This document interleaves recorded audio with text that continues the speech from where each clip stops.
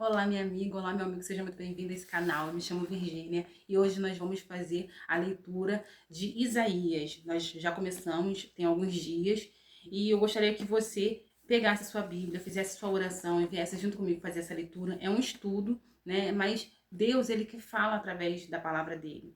Então, toda a palavra de Deus, por mais estudos que façam teólogos e tudo mais, é uma bênção e é legal a gente saber da história, mas muito mais do que isso, muito mais profundo do que isso, é quando Deus fala através da palavra, porque ele vai se encaixar exatamente na sua vida, para você exatamente. Então, por isso que é importante você fazer uma oração antes, para você falar com Deus e pedir para ele falar contigo também, para que você venha ter uma conversa com Deus, uma intimidade com Deus, e ali você ter uma experiência com ele, tá bom? Então, capítulo 3. Juízos preparatórios. Porque eis que o Senhor dos exércitos, tirará de Jerusalém e de Judá o sustento e o apoio, a todo o sustento de pão e a todo o sustento de água. O poderoso e o homem de guerra, o juiz e o profeta e o adivinho e o ancião, o capitão de 50 e o homem respeitável, e o conselheiro, e o sábio entre os artífices e o eloquente orador. E dar-lhes-ei meninos por príncipes, e crianças governarão sobre eles. E o povo será oprimido, um será contra o outro, e cada um contra o seu próximo. O menino se atreverá contra o ancião, e o vil contra o nobre.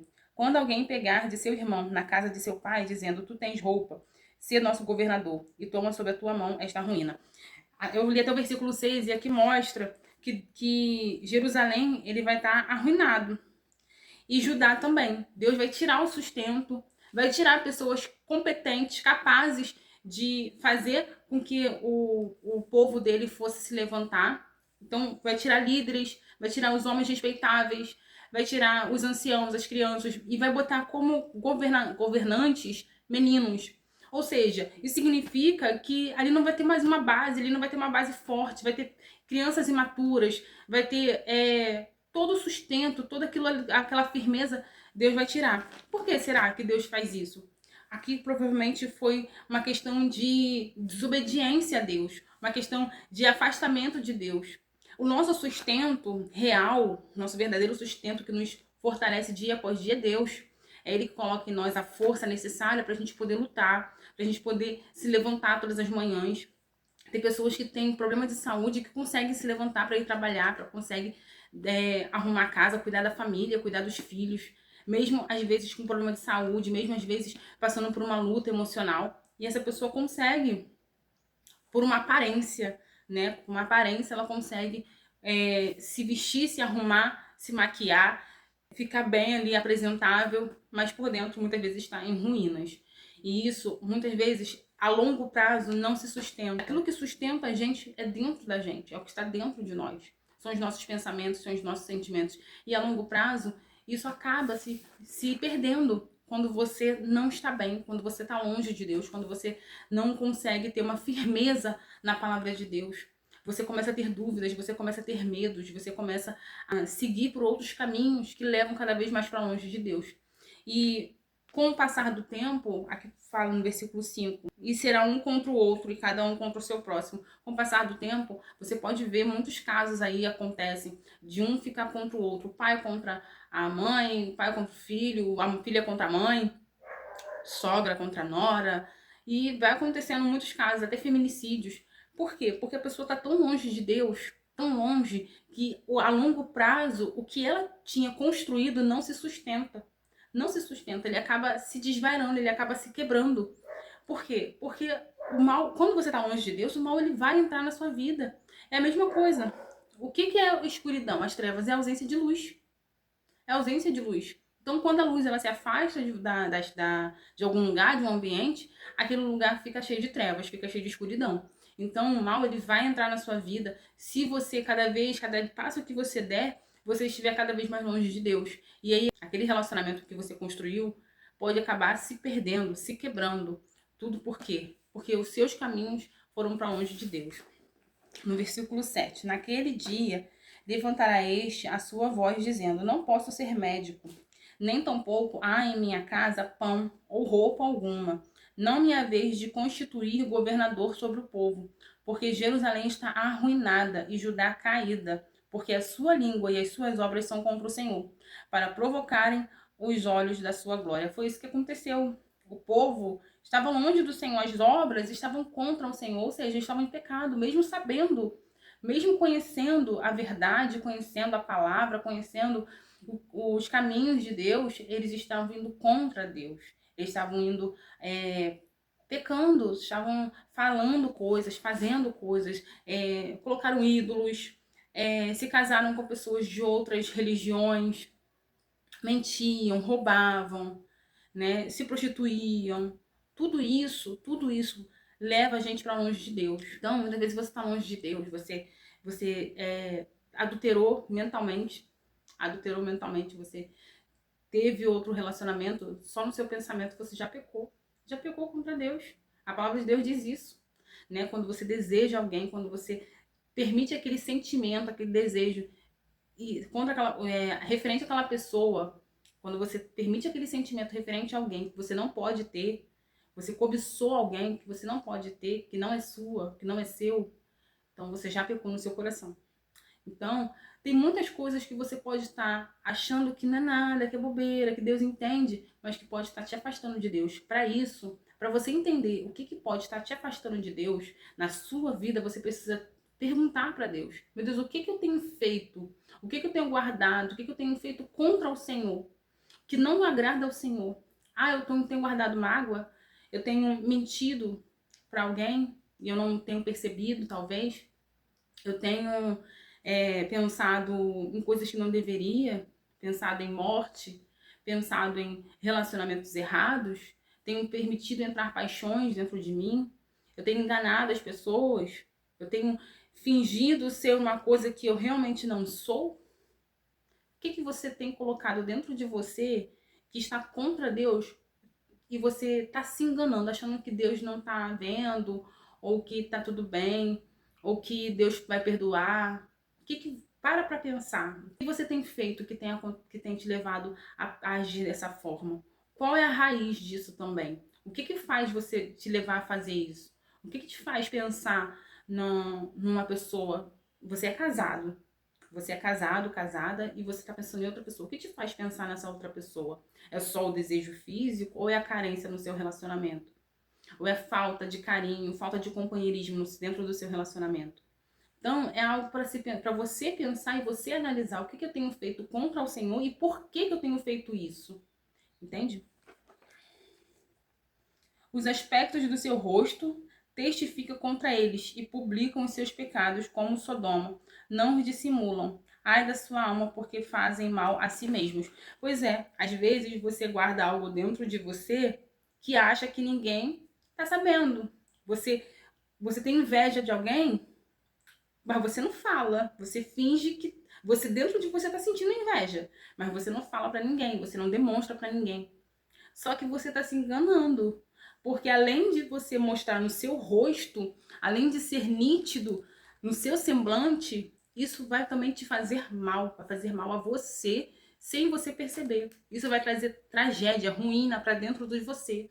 E a longo prazo, mais uma vez, a longo prazo, isso vai quebrar relacionamentos, vai te levar cada vez mais para longe do Senhor. Eu dei o exemplo de relacionamento, eu dei o exemplo de inveja, mas você tem que se analisar e ver o que está acontecendo na sua vida dentro de você que tem te arruinado por dentro. Para pensar. Vamos lá. Você vai analisar.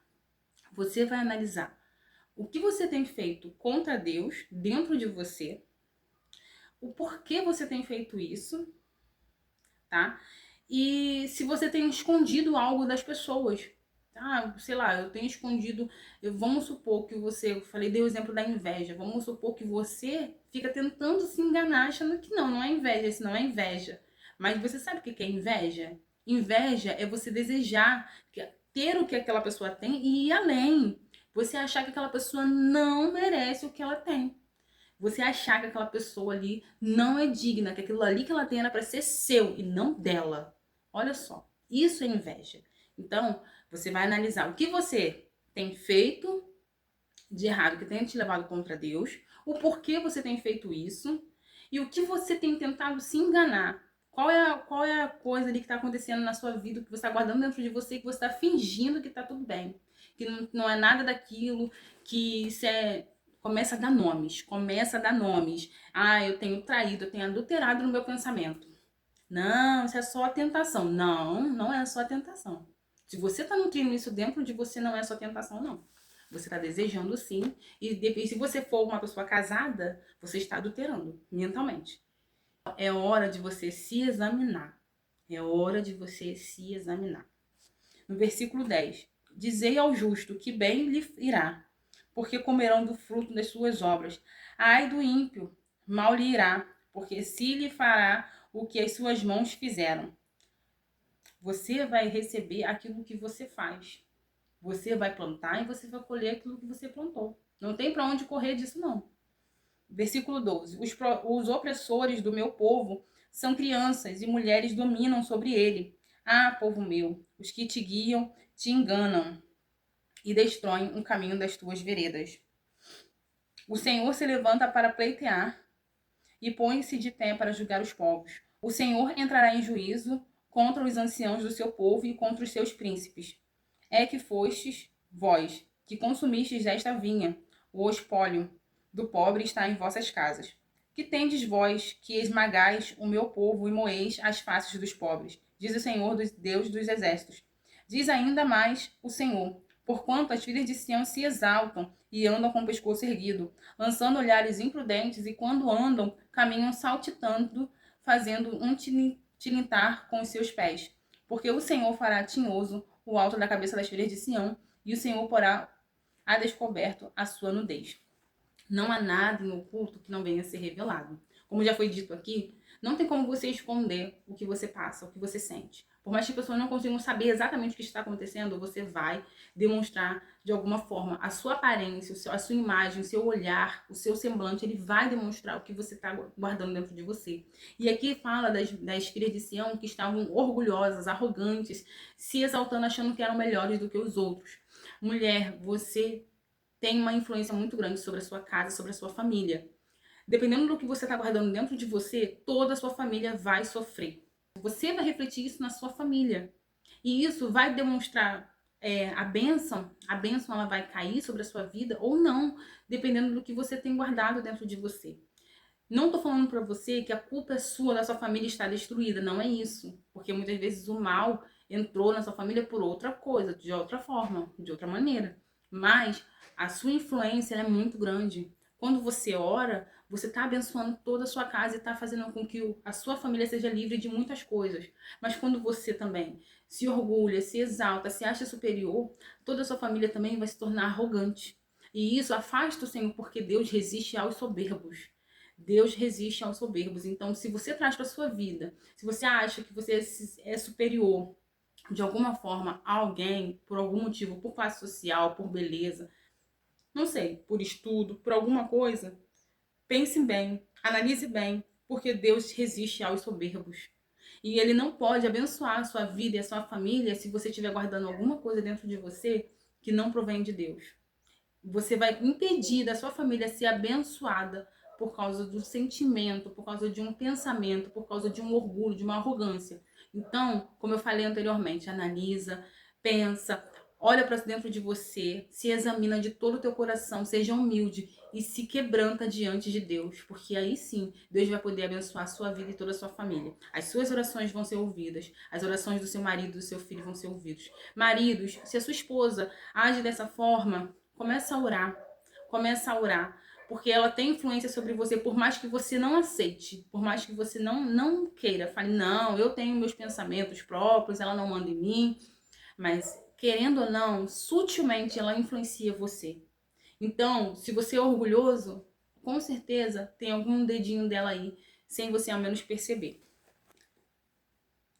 Naquele dia, tirará o Senhor os ornamentos dos pés e as toucas, e os adornos em forma de lua, os pendentes e os braceletes às estolas, os gorros e os ornamentos das pernas, e os cintos e as caixinhas de perfumes e os brincos, os anéis e as joias do nariz, os vestidos de festa e os mantos e os chales e as bolsas, os espelhos e o linho finíssimo, e os turbantes e os véus. E será que em lugar de perfume haverá mau cheiro, e por cinto uma corda, e em lugar de encrespadura de cabelos, calvície, e em lugar de veste luxuosa, pano de saco, e queimadura em lugar de formosura. Teus homens cairão à espada, os teus poderosos na peleja. Antes de tudo isso acontecer na sua vida, vista você mesmo de pano de saco diante de Deus e se humilhe para Ele. Se humilhe diante de Deus, você mesmo, no seu secreto, no seu quarto. Põe um pano de saco e se humilha diante de Deus. Reconheça que você não é nada diante de Deus. Como eu já falei, Deus resiste aos soberbos, mas ele abençoa aquele que humilha, ele exalta aquele que se humilha diante de Deus. Então, pensa bem, analisa bem a sua vida. Não vale a pena, minha amiga, meu amigo, não vale a pena guardar coisas dentro de você que não vêm de Deus, que não vêm do Todo-Poderoso. Ele quer abençoar a sua vida, ele quer te honrar. Ele quer te honrar. Na palavra de Deus fala, tereis dupla honra. Ele quer te honrar 2 vezes, 2 só não, ele quer te honrar milhares de vezes quando você reconhece quem ele é realmente na sua vida. E para finalizar, e as suas portas gemerão e prantearão, e ela, desolada, se assentará no chão. Então, isso é que vai acontecer com aquela pessoa que não se humilha, com o orgulhoso, com o arrogante, com aquele que se exalta. Deus falou das filhas de Sião justamente porque as mulheres, elas têm influência sobre os seus maridos, mas claro que não é só as mulheres que passarão por isso. Se elas são orgulhosas, se o homem ou a mulher é orgulhoso, se acha superior, é arrogante, então essa pessoa ela vai passar por humilhação, ela vai perder o que ela tem. Deus, o próprio Deus vai tirar. Aqui fala isso, que o próprio Deus vai fazer isso. Então o próprio Deus vai permitir que a pessoa seja humilhada. Então antes disso acontecer, meu amigo, minha amiga, se volta para Deus. Tira de dentro de você o que não vem de Deus. Tira, arranca. Se você ainda não sabe, se você fala assim, tem alguma coisa errada dentro de mim, mas eu não sei o que é. Eu não consigo ver. Eu não consigo entender o que está de errado comigo.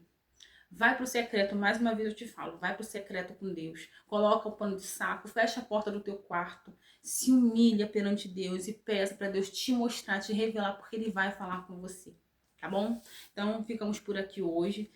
Se você gostou desse vídeo, deixa seu like, compartilha também com outras pessoas e fique à vontade para deixar seu comentário aqui embaixo, para que outras pessoas possam ver o seu testemunho, possam ver o que Deus falou com você. Tá bom? Grande beijo e até a próxima. Tchau, tchau.